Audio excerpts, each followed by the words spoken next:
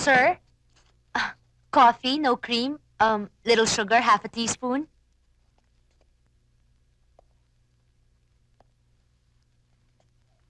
Iba ka ngayon ah.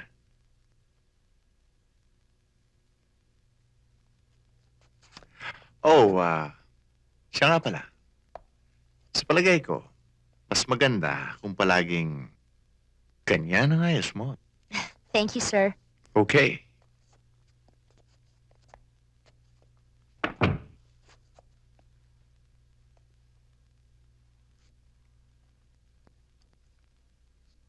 Bonnie, sigurado ka bang okay lang sa'yong iwanan ko yung si Colette? Hintayin na kita. Total, enjoy naman ako kalaro tong batang to eh. Oh, Chopet, matutulog ka before 10, ha? Ako ang bahala. Pag matigas ang ulo, papaluin ko. Mami, sasama ako. Naku anak, kung pwede lang sana kitang isama. Kaya lang lakad ng mga matatanda ito eh. Pero di ba kung pwede naman kita isama, hindi mo na kailangan sabihin sa akin. Binibihisa na lang kita, di ba? Irene, tara. Oh, hi! Come in. Ready? Yeah. Anton, neighbor ko si Bonnie. Hi. Anton, pare. At saka, ito ang kapitan ko, si Jopet. Jopet! Mami, Laki na sino pala, no? siya? Kaibigan ko, anak. Bonnie, sige, we'll go ahead, ha? At ikaw naman, mister, ha? Huwag mong kukonsumihin ang Tito Bonnie mo, ha? You be a good boy, ha? I love you. Bye-bye na. Bye. Sige, pare. Sige, Jopet. Sige, Bye. bye.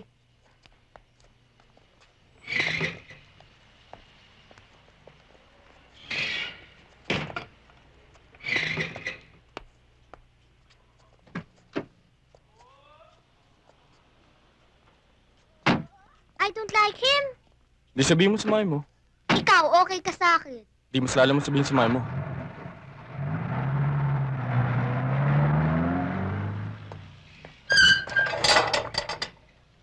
Bakit? Galit ka? Hindi, Bakit ka nagdadabog? kala mo lang yun. Konti lang. Thank you.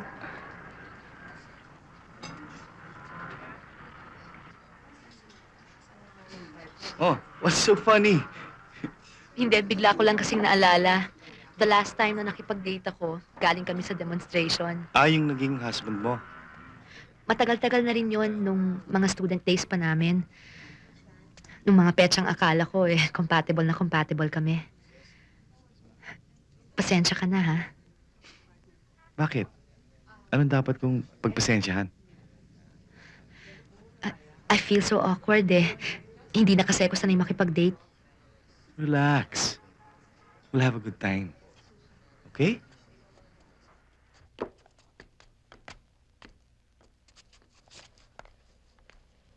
Sana sa taas mo na pinatulog ang batang yan at siguradong gagabihin ng nanay niyan.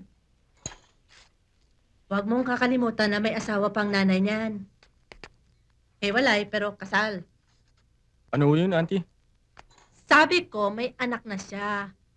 Hoy, Bonifacio, hindi ka lumuwas ng Maynila para maghanap ng sakit ng ulo. Trabaho nga tupagin mo at hindi yung nag-aambisyon ka magtatay-tatayan. Sa tingin ko naman, wala naman akong masama kung tumulong sa kapwa. Total, wala pa naman akong trabaho. Walang masama kung tumutulong lang. Pero matalas ang pakiramdam ko. Nahuhulog ang loob mo sa kanya at yan ang kinatatakutan ko.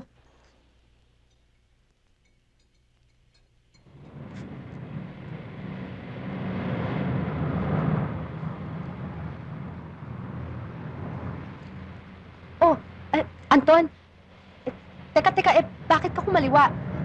Dapat kumanan tayo dahil doon papuntang bahay Ayos lang yun. Mas madali sana kung nagpasong tamo ka. Teka nga muna, saan mo ba ako dadalhin? Mag-usap muna tayo.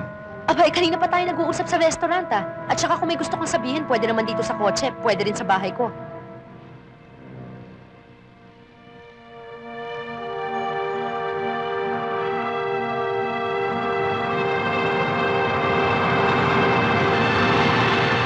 Ihinto mo ang kotse!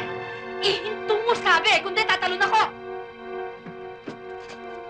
Bastos ka talaga, no? Ano kala mo sa akin makukuha mo ako sa isang libreng hapunan lang? Yaya ka ng yaya sa akin, tanggi ako ng tanggi, pinagbigyan kita para pakikisama? Ano akala mo sa akin, ha? Kalad ka rin? Papasok ka ba sa loob? Hindi. Bigyan ka bang hayop ka? Halika na! Hindi! Kung gusto mo umuwi, Maglakad ka!